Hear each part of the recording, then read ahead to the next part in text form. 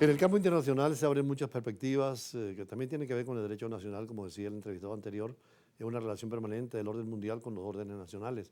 Incluso con la integración se especula la posibilidad de tener, como en el caso de la Unión Europea en América Latina, con Mercosur, la Comunidad Andina, sistemas, sobre todo en este tema que es el arbitraje.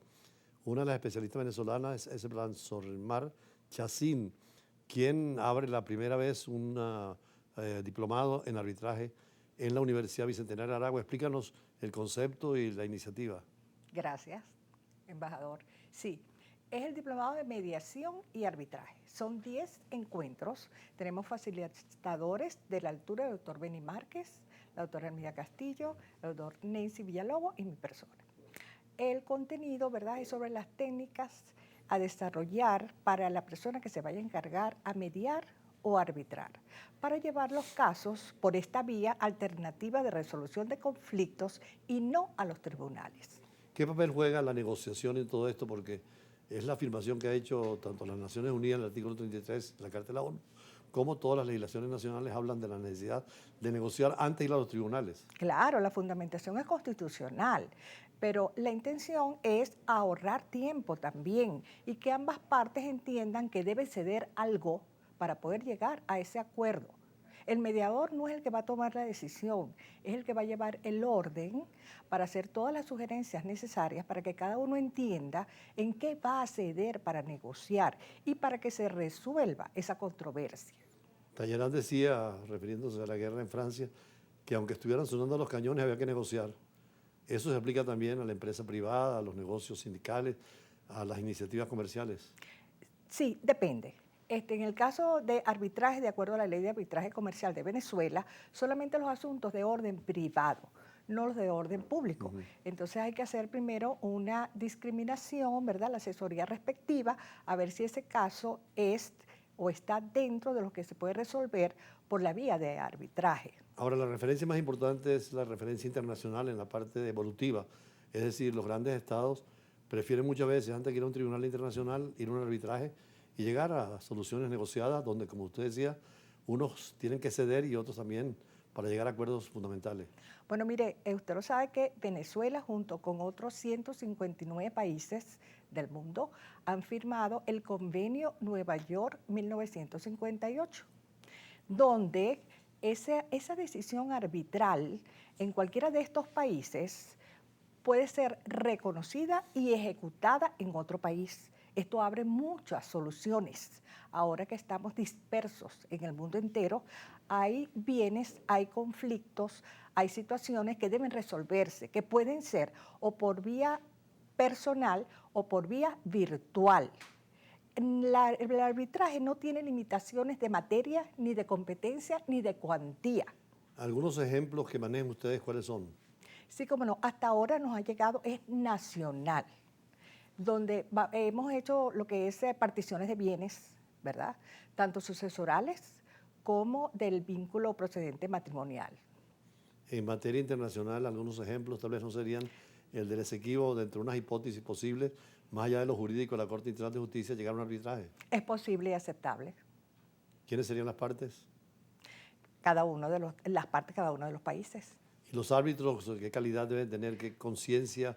¿Qué ética sobre todo?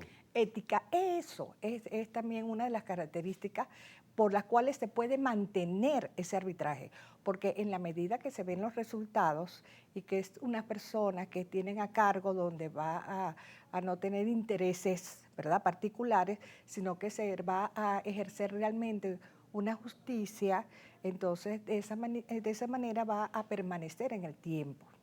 ¿Cuáles serían los principios fundamentales del arbitraje válido para la internacional y la nacional?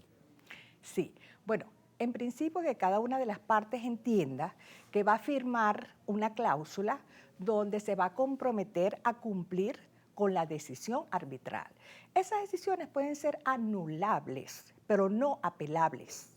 Anulables en cuanto haya fallado alguna de las formalidades, pero si no falló ninguna, pues debe ejecutarse. ¿Qué es lo que pasó con la decisión arbitral de 1899 en París con el caso de Venezuela y Reino Unido, donde Venezuela argumenta que es nulo e irrito porque no había motivación del arbitraje, porque no estaba presente Venezuela, que era parte importante, porque el Reino Unido aprovechó su cuestión imperial. Es decir, que se puede atacar la nulidad de un arbitraje. Sí, cada una de las partes hasta ahora, bueno, tiene su óptica, su visión y no se han puesto de acuerdo. Tendrían que empezar por no de acuerdo.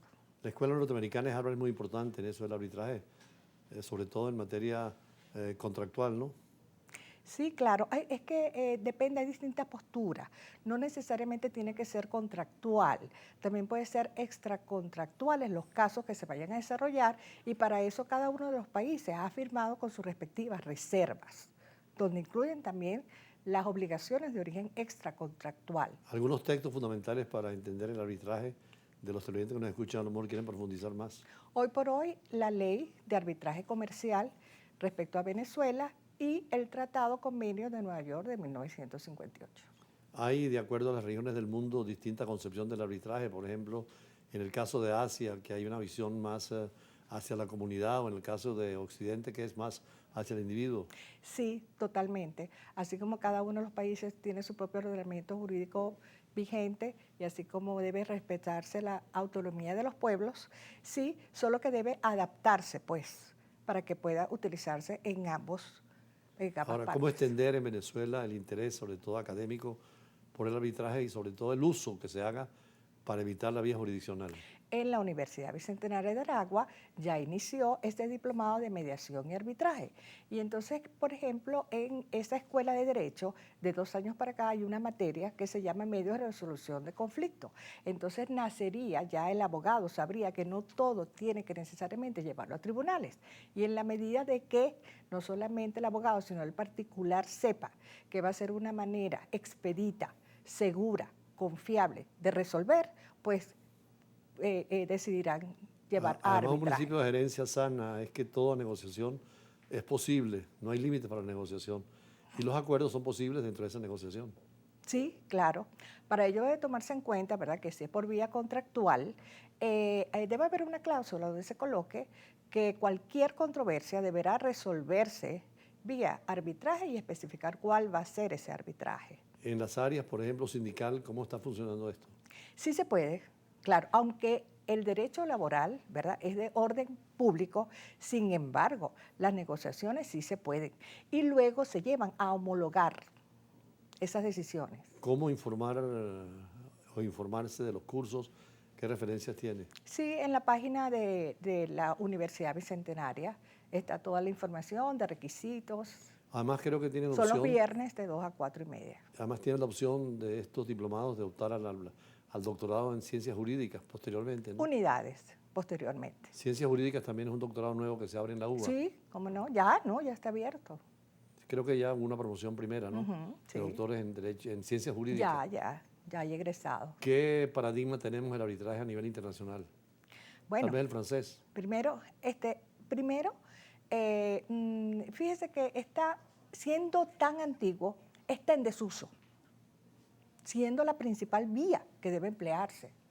Entonces sería llevar el conocimiento principalmente para que todos los encargados de negocio de los distintos países pues vean que está esa herramienta a mano. Es tan importante que ya desde la guerra de Troya, Aquiles y Héctor ya hicieron una especie de arbitraje para evitar el conflicto directo.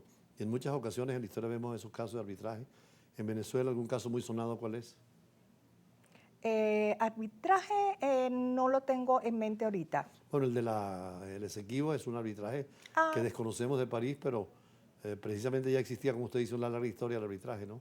Internacional. sí, por eso es que yo pregunto, se hace el estudio de mercado en los tribunales mismos, ¿quiénes han llevado a ejecutar arbitraje? Y no hay, por lo menos en el estado Aragua, que es desde donde están haciendo este arbitraje.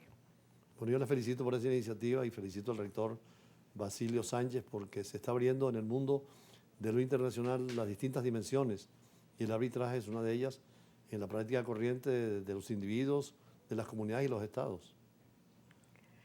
Gracias en nombre de él. Bueno, seguiremos entonces conversando de estos temas. Así llegamos al final de Brújula Internacional, siempre con el choque de las imágenes, la fuerza de las palabras y estos análisis en profundidad como el de hoy sobre el arbitraje.